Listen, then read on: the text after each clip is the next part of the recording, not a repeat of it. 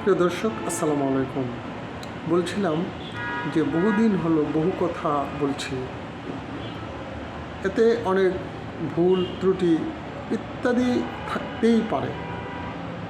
আর মানুষ তো ভুলের ঊর্ধ্বে নয়, আমিও তার ব্যতিক্রম নয়।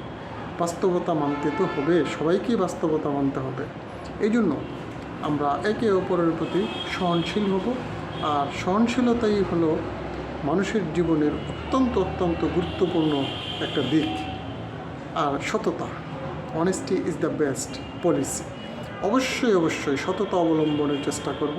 আর আমি একটা বিষয় বিশ্বাস করি মনে প্রাণে, যে এই পৃথিবীতে যারাই সৎভাবে জীবন পরিচালনা করতে থাকেন তাদের অনেক কষ্ট, দুর্দশা, প্রতিবন্ধকতা ইত্যাদি, মানুষের পিছুটান, মানুষ তাদেরকে নিয়ে সমালোচনা ইত্যাদি হবেই আর হয়।